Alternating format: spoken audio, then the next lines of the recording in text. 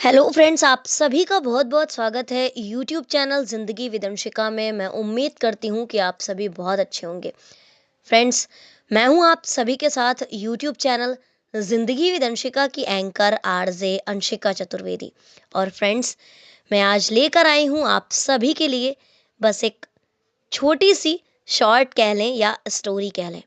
जो आपको समझ में आए आप उसे वो समझिएगा। फ़िलहाल ये छोटी-सी एक स्टोरी टाइप्स है। और आप जानते भी हैं कि स्टोरी के एंड में ही निकल के आता है स्टोरी का मॉरल, यानी कि स्टोरी में था क्या। तो स्टोरी का टाइटल है एकांत और अकेलापन। एकांत और अकेलेपन को वैसे हम देखते हैं, ऐसा लगता है कि जैसे ये एक दूसरे के सिनोनिम्स हैं, लेकिन ये दोनों ही वर्ड एक दूसरे के पर्यायवाची ना होकर अलग अलग हैं। इनको समझना बहुत ज़्यादा ज़रूरी है। अकेलापन जो है उसमें निगेटिविटी की वाइब्स आती है, जबकि जो एकांत है वो एक पॉजिटिव है। क्योंकि जब आप एकाकी होते हैं, एकांत में होते हैं, तो कहीं न कहीं आप एक अच्छा चिंतन कर रहे होते हैं, गहराइयों से विचार में होते हैं, बहुत ही गहरे विचार आपके मन मस्तिष्क में चल रहे होते हैं।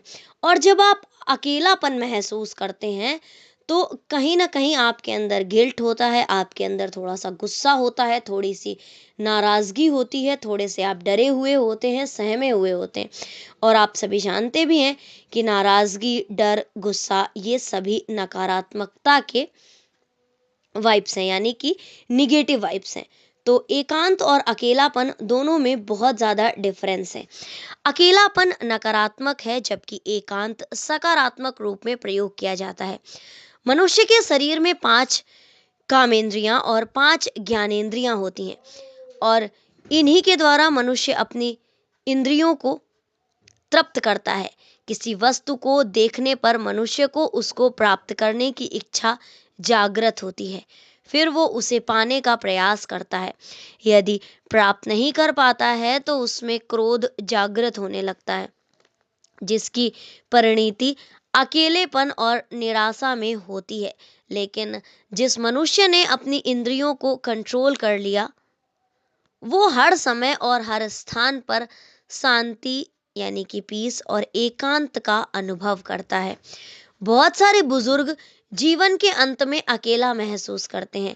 यदि वो अपनी इंद्रियों पर कंट्रोल कर लें, तो जहां पर वो अकेले हैं वहां पर वो एकांत का अनुभव करेंगे, शांतिपूर्ण जीवन निर्वाह कर सकते हैं। इंद्रियों पर नियंत्रण नहीं होने की स्थिति में जब उनकी इच्छा पूर्ति नहीं होती, तो उनमें क्रोध जागृत होता है। और यही क्रोध, यही गुस्सा, लोभ और मोह की स्थिति में दुखी होकर अकेला महसूस करते हैं। ऐसी स्थिति में मनुष्य जीवन का परम लक्ष्य, यानी कि हम सभी की जो लाइफ का है कि लाइफ का एकमात्र गोल है कि अपने जीवन को बहुत ही अच्छे से स्पेंड करने के बाद हमारे जीवन का तो एक लास्ट गोल है कि अब हम ईश्वर के परम धाम को प्राप्त करें। तो जब हम क्रोध, मोह, लोभ और गुस्से में फंसे रहेंगे, तो फिर हम मोक्ष को प्राप्त ही नहीं कर पाएंगे, और इसी भव सागर में फंसकर संसार की विभिन्न योनियों में कर्म के अनुसार जन्म लेकर नाना प्रकार की योनियों में हमेशा ही भटकते रहेंगे। और जो जीवन का परम लक्ष्य है, मानव जीवन का परम लक्ष्य है मोक्ष, उसको कभी प्राप्त ही नहीं कर पाएंगे।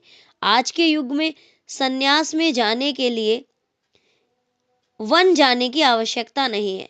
मनुष्य अपनी इच्छाओं पर नियंत्रण करके परिवार के साथ रहकर भी एक सन्यासी जीवन जी सकता है। लेकिन मनुष्य अक्सर अपनी इंद्रियों के जाल में फंसकर उनको तृप्त करने में ही लगा रहता है। जब से इंद्रियां तृप्त नहीं होती हैं, तो वो मनुष्य स्वयं को अकेला और निराश महसूस करता है, और इस भ्रम जाल में फंसकर ही रह जाता है। मनुष्य को अपनी इंद्रियों पर कंट्रोल करते हुए स्वयं को अकेले के स्थान पर एकांत महसूस कराना चाहिए, और ईश्वर भक्ति में लीन होते हुए शांति और संतुष्टि का अनुभव करते हुए मोक्ष प्राप्त करना चाहिए, जो कि मनुष्य जीवन का परम लक्ष्य है। तो फ्रेंड्स, अकेलापन और एकांत, एक दूसरे के पूरक जरूर हैं लेकिन ये एक नहीं है।